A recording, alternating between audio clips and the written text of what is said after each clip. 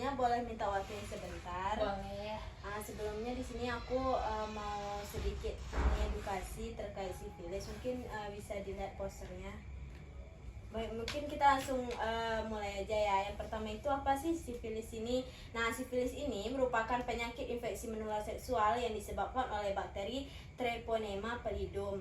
Nah, dari sifilis ini sendiri dia bisa menular melalui hubungan badan, jarum suntik, dan juga ibu pada janin.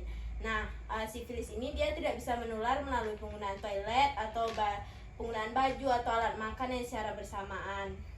Sedangkan gejala dari sifilis ini sendiri itu dia ada 3. Yang pertama itu ada pada tahap awal. Nah, pada tahap ini sifilis itu dia dapat ditandai dengan munculnya luka tak nyeri di area kelamin, mulut ataupun dubur. Nah, sedangkan pada tahap kedua itu ada yang namanya tahap menengah. Nah, pada tahap menengah ini gejala yang muncul itu dia ruam pada tubuh dan juga dia bisa demam dan nafsu makan dia menurun dan juga ada radang tenggorokan. Nah, pada tahap ketiga yaitu ada pada tahap lanjut yang mana di sini sifilis mungkin tidak menimbulkan gejala, namun dia dapat menyebabkan kerusakan pada otak, saraf, jantung atau organ-organ lainnya. Nah, yang terakhir ini bagaimana sih cara pencegahan dari sifilis ini sendiri? Yang pertama itu kita harus setia, tidak berganti-ganti pasangan. Nah, yang kedua itu menggunakan kondom setiap berhubungan seks.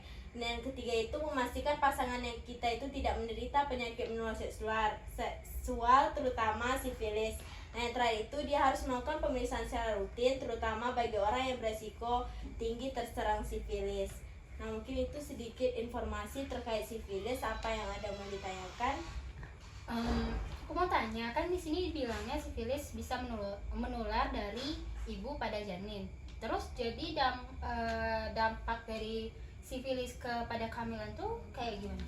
Nah, untuk dampak pada kehamilan ini sendiri itu dia sangat serius pada janin. Nah, hal ini dia bisa menyebabkan itu kelahiran prematur dan bisa juga seorang ibu itu keguguran. Nah, mungkin bisa dia ada kehilangan janin atau kematian pada janinnya. Mungkin itu. Apa ada yang mau ditanya lagi? Terus pencegahan penularan sifilis ini kepada janin tuh kayak gimana? Nah, kalau untuk cara pencegahannya itu sendiri itu ada beberapa. Yang pertama itu dia ada yang namanya tes penyaringan. Nah, pada tes penyaringan ini kita itu harus rutin melakukan tes sifilis selama masa kehamilan. Nah, yang kedua itu juga ada pengobatan dini. Yang ketiga itu kita harus rutin. Nah, kita harus rutin melakukan pemeriksaan ulang untuk memastikan bahwa infeksi itu telah sembuh. Nah, yang pencegahan yang terakhir itu ada pencegahan pada pasangan. Nah, kita juga harus pastikan pasangan kita itu juga ikut diuji kalaupun perlu. Mungkin itu sih jawabannya. Ada yang mau ditanya lagi? Udah sih gitu aja. Baik, mungkin terima kasih untuk waktunya. Semoga informasi yang saya sampaikan ini bermanfaat. Terima kasih. Terima kasih.